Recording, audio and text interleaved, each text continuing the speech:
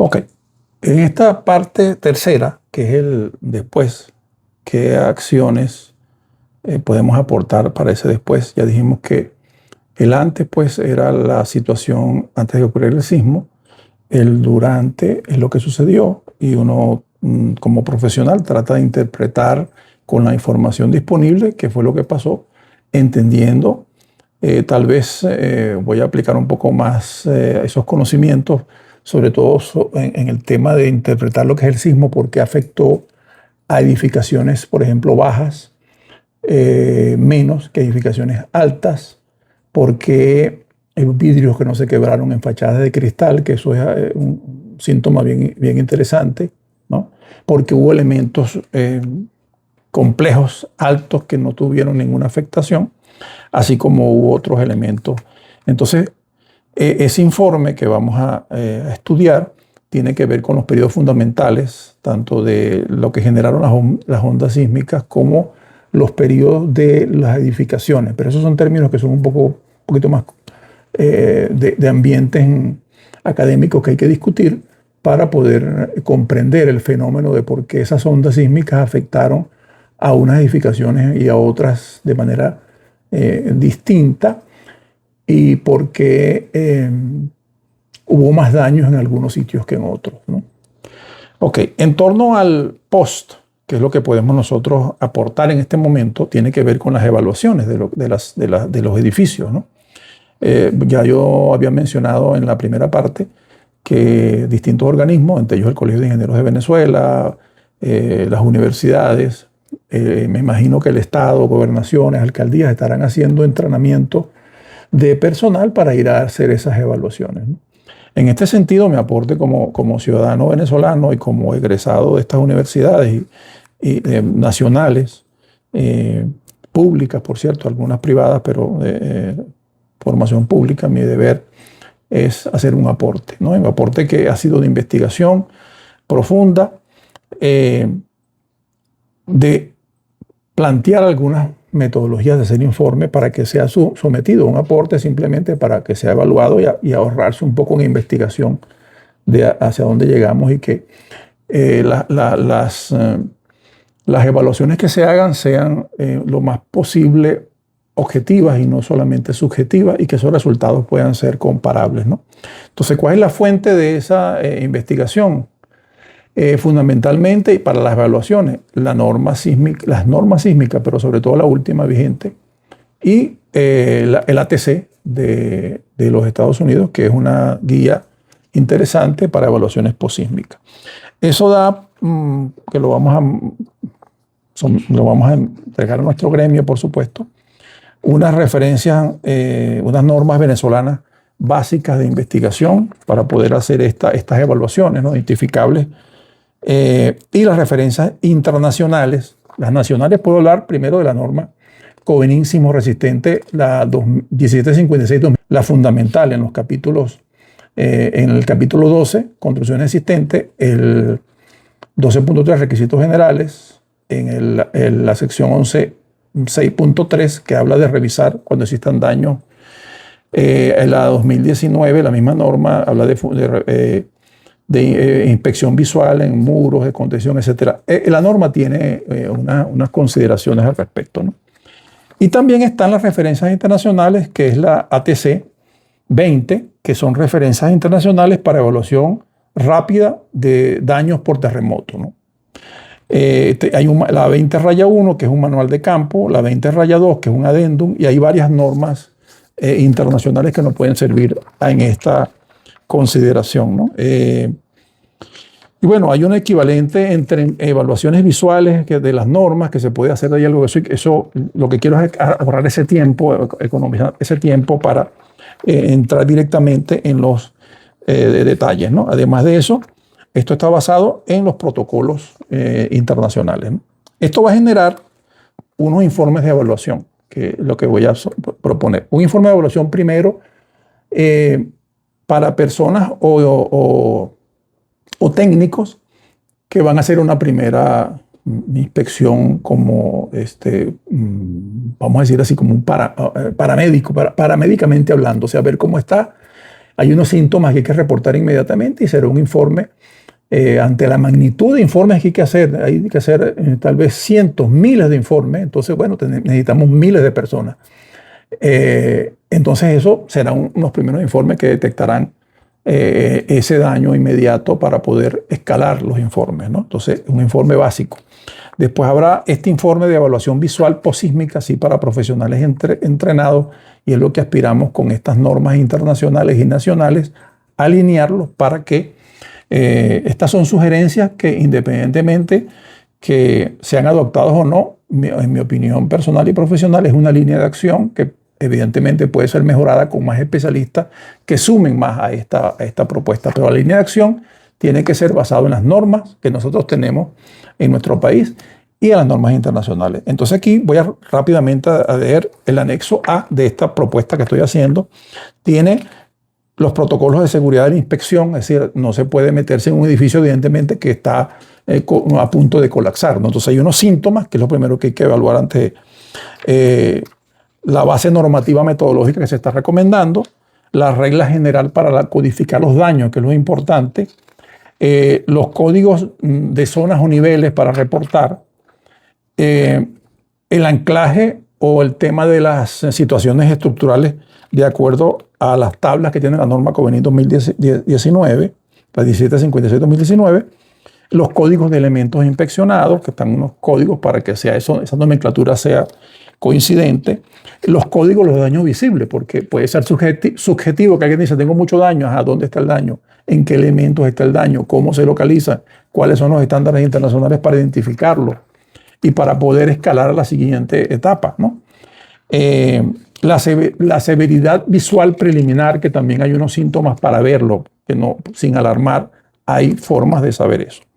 El código de abertura de las fisuras y grietas, ¿no?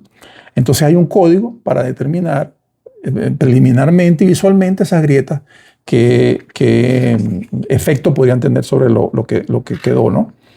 El método de monitoreo con testigos, si se amerita. La clasificación preliminar del inmueble, que eso sí estará en manos de las autoridades con los apoyos respectivos, ¿no? Y los códigos de acción recomendada, ¿no? Para pasar al siguiente nivel. Fíjense que después de esta evaluación hay un nivel primero de evaluación. Hay un siguiente nivel de actuación, que es hacer estudios, determinar acciones inmediatas de protección y otros que son acciones de cálculo estructural para poder hacer reparaciones, ¿no? Y luego vienen las fases normalizadas con sin daño, con daño moderado, daño severo, inspección inconclusa por no terminarlo, por no ser concluyente, etc.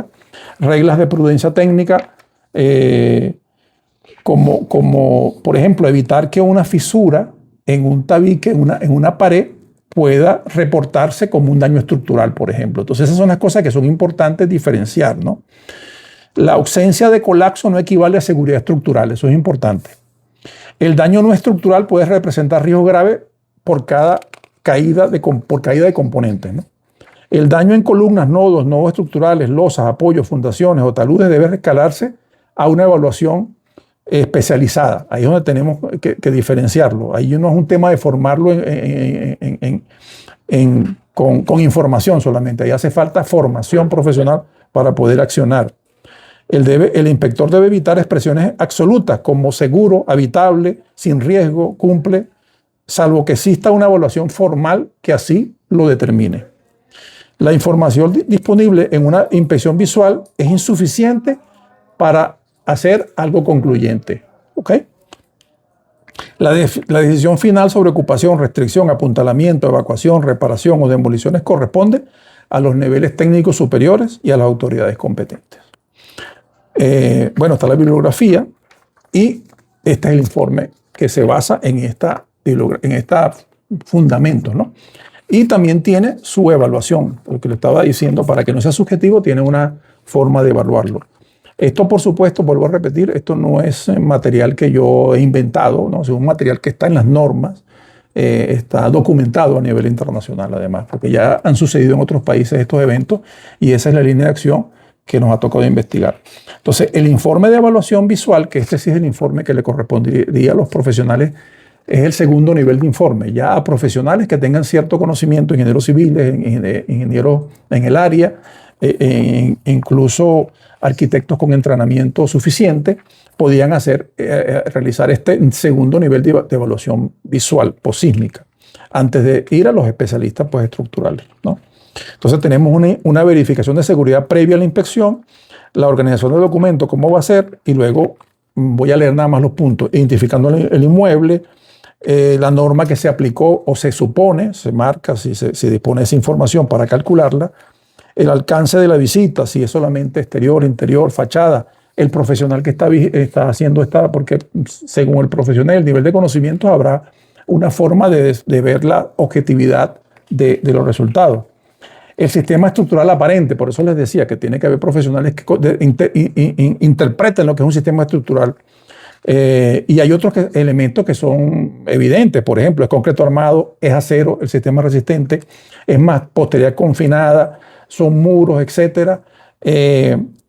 Los sistemas resistentes aparentes, el material predominante. Hay irregularidades, que hay un documento que habla sobre las irregularidades, no que hayan irregularidades, ¿no? Las irregularidades estructurales, ¿no? Que formas extrañas, ¿no? La priorización, si son escuelas, hospitales, porque esas evaluaciones sí se necesitan inmediatamente para todo ese tipo de instalaciones fundamentales, escuelas, universidades, sedes de emergencia, hospitales, etc. Y tendrá una prioridad, ¿no? La evaluación visual exterior, hay un resultado de esa evaluación que habla de la condición global, habla de terrenos, fundaciones y entornos, habla de una evaluación estructural, que ahí se divide en columnas, vigas, nodos viga-columna, que es lo importante, muros estructurales, losas, rampas y escaleras. Y hay una evaluación visual no estructural, que es fisuras en tabiques, grietas en paredes no estructurales, o sea, paredes de bloque, desprendimientos de frisos, de cerámicas, etc. Hay toda una interpretación que eso va luego a dar una nomenclatura que la vamos a llevar, que es otra propuesta, a una aplicación que puede ser muy fácil de hacer y da un resultado y un número, genera un informe directamente para poder tener un resultado inmediato, ¿no? Eso sería y clasificación preliminar de los daños, ¿no? Que sería cuál es el daño final.